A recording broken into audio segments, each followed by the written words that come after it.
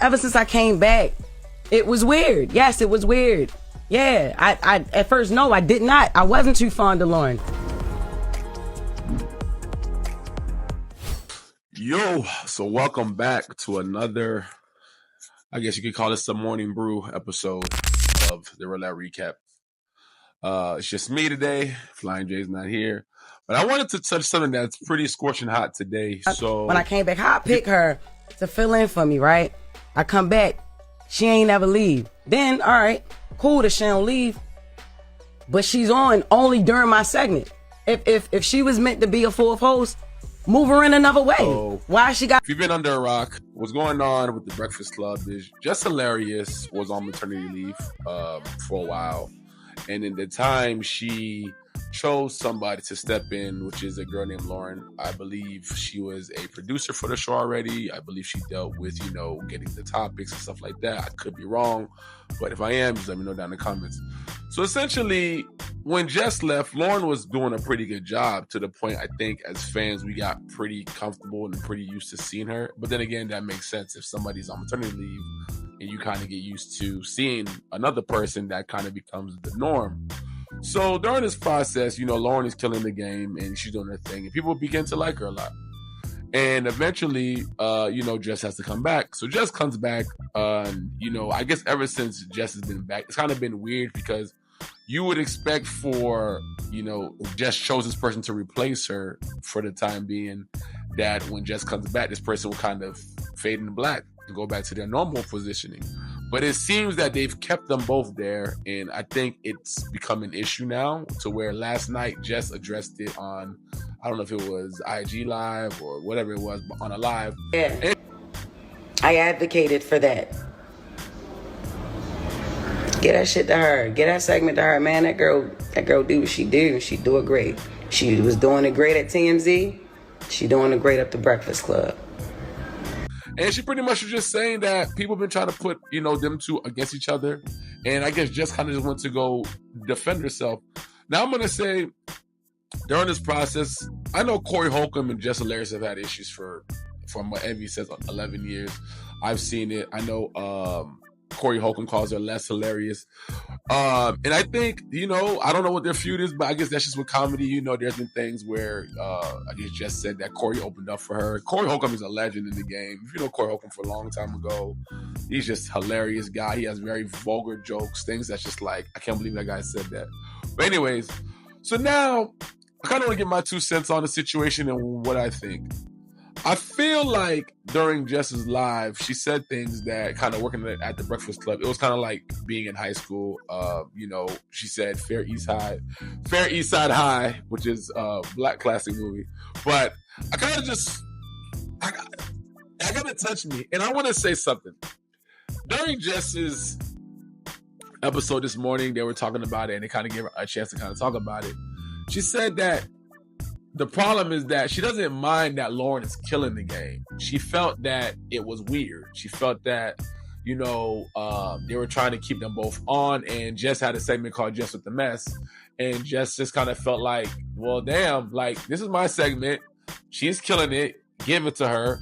And, just take off that name.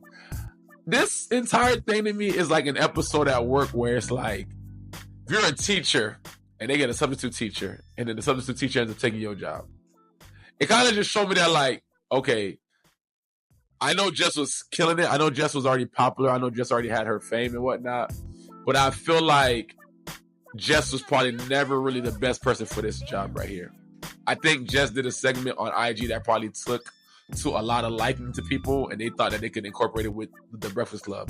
And I feel that they were saying that Jess couldn't read. And I think it kind of bit her back in the butt. I kind of felt like we're finally seeing for the first time that social media fame and regular professionalism is two different things. I think when you're doing social media or content creation, you're able to be more free. And I think Jess is kind of feeling the effects of that. Like, yeah, we brought you on because you have the followers. And I think a lot of corporations, I think that they do that now. It's like, you got all these followers, I'm going to bring you on. But it don't really always stick. You know what I'm saying?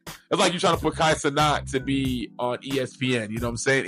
I don't know what Kai knows about sports, but I don't think Kai was old enough to even know all the history of sports like a Stephen A. Smith, a like Shannon Sharp. So I don't know, but I did kind of feel bad for Jess, man, because I'm also in that position too. Sometimes even at like my job, where it's like you could be the best version of you, man, and once you go through something, you don't have somebody there to necessarily have your back, man. People don't see the good in you, or people don't validate how you feel. And I think that goes a lot in corporations, where I feel Jess just really wanted to save her image. Like, nobody wants to be that famous and being told that you're hating on somebody else. You know what I'm saying?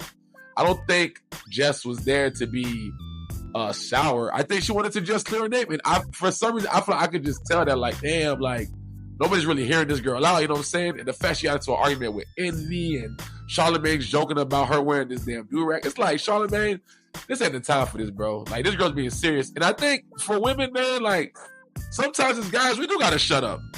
Let them get it off. Let them talk. Like, I understand there's been opportunities for her to speak, but sometimes when people say, oh, we spoken behind closed doors, everything's not said. Sometimes that could be because of pride. Sometimes that could be because of you know what I'm saying? You don't want to say the wrong thing.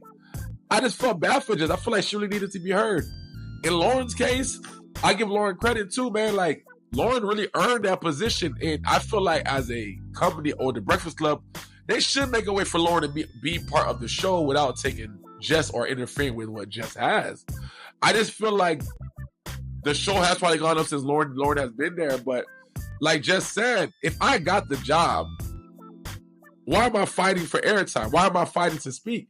I don't think Jess should have told her to ever shut up. I don't think that at all. I don't think those things should have happened, and I do think that's kind of where the whole social media ego kind of kicked in for Jess, but for the most part, man, I just felt like this wasn't really handled well on the end, you know what I'm saying?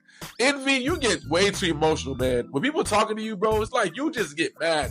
Let the girl get it off, bro. You sit here getting mad, talking about I need to go freaking take a walk. You just be emotional. Envy, let the girl get it off. Like, to me, you and Charlamagne, y'all the leaders of this thing.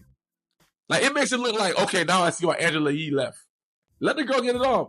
Charlamagne, as I said, bro, you can be a little bit more sensitive, bro. Like, you kind of insensitive at times. People be talking about something serious, and it's cool because it worked for you and it got you to where you're at. But Charlamagne, we've seen through the years, people wanted to put hands on you, do things to you. And it's like, I get that you laugh it off, and that's a cool personality to have, but everybody's not like you, bro. Let people get their stuff off and take it serious, you know? They kept saying to her, oh, you know, Jess, I told you millions of times, stop worrying about the freaking internet, stop worrying about the internet. I understand, but that's where she comes from, bro. Like, the comments matter to her. Nobody wants to just be putting out content, getting all negativity all day. Sometimes you want to see, hey, bro, good job. You're doing a good thing. You want to see that. But yes, to their point, there are bots out there just to where, yeah, people just, they are going to say stuff to you that's probably not even a human that's even saying it to you, bro. So sometimes this is like, I think everybody had good points here.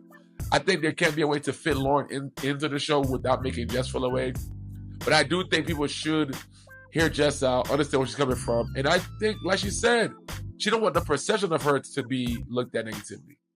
And I think she did the right thing. I don't think the live was the best idea, but I think addressing it in front of everybody so that we all can hear, I thought that was probably the best way.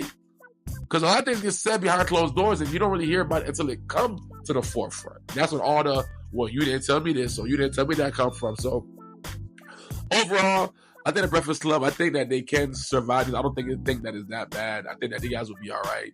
But yeah, man, I just think everybody just needs to communicate a little bit better. But Jess, I hear you. I hear you. I feel you. I'm in your shoes currently. I've been in your shoes. Everybody been in your shoes before.